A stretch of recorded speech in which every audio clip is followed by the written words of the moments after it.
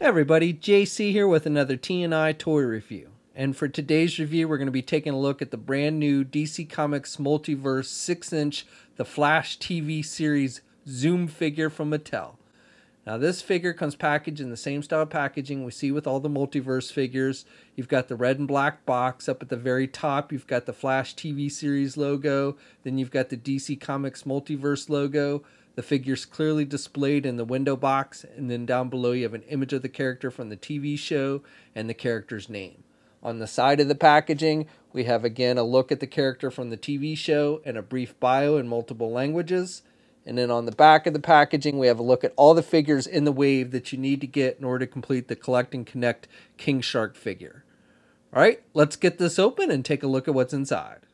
Okay, so here's a look at the figure outside the packaging along with the other contents. Now, first of all, let me just say a big thanks to the folks at Mattel for sending me this figure so I could review it for you guys. This figure comes with two different pieces for the King Shark Collect and Connect figure. We get the crotch piece and then we get the head with this one. Now, this is the final figure in this wave, so I'll be taking a look at King Shark in its own review probably tomorrow, so be sure to check back for that.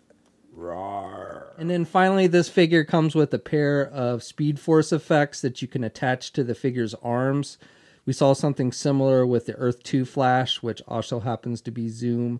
The other ones were yellow and these are blue because Zoom's Speed Force is actually blue lightning. And this is a rubbery type material with blue translucent plastic. And again, you just kind of attach these to the arm of the figure. Now you'll notice with this one, he also has some Speed Force effects already attached on his back. And unfortunately, this does not appear to be removable. It looks like it's glued to the figure. Now you could pull this off if you really wanted to, I think, but it doesn't look like it's meant to be removed. I think it looks pretty good when you have all the Speed Force effects attached to it, but it would have been nice if they had made these back ones also removable. So for the figure itself, I think they've done a pretty good job here. I like the face sculpt. You've got the little teeth that kind of protrude through his mask, and you've got a silver wash there over his mouth.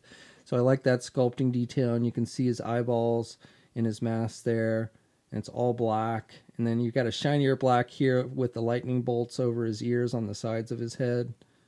And then you've got some line work sculpted in there and throughout the suit. So pretty nice detailing, and then you've got these silver stripes.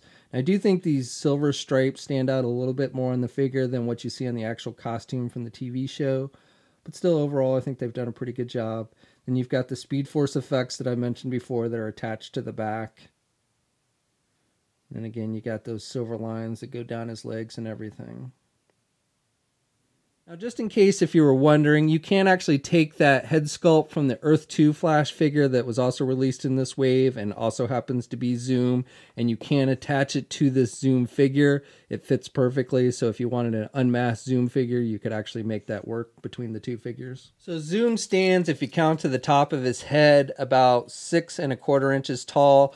Now, if you count to the top of his Speed Force, then it's about 7 1/2 inches tall. Here's a comparison with the Earth 2 Flash figure, who again is also Zoom, and these two are about the same height, which is good.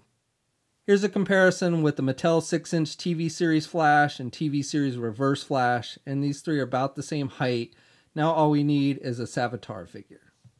And then finally, here's a comparison with the DC Collectibles 7-inch TV series Zoom figure. So articulation on this figure is pretty much the same that we've seen with all the figures in this line. You can turn the head to the left and to the right. He really doesn't have much in the way of back or forth movement. Arms attached with your standard ball hinge joint there at the shoulder, so he can get his arm out good. He's got good rotation there.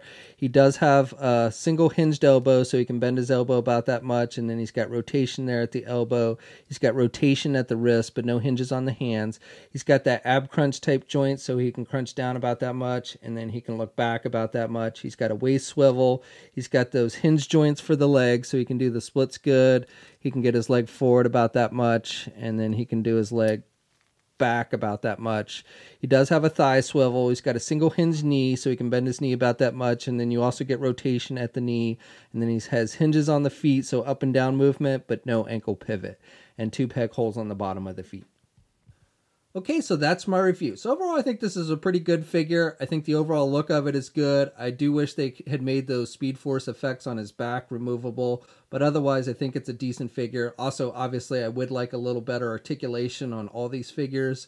It would be nice if we started seeing double hinged elbows and knees and ankle articulation with these figures. But otherwise, I think it's a good figure. If you've been collecting the other TV series figures in this line, I think this is one you'll want to add to your collection. Now this figure, along with the rest of the wave, is starting to hit shelves now. We'll have a full image gallery up at toynewseye.com. There'll be a link in the video description below. As always, leave a comment. Let us know what you think. If you're so inclined, please like the video. Also, if you haven't already, please follow me on my Facebook, Twitter, and Instagram accounts. I'll have links to those in the video description below. And until next time, I'll catch you later.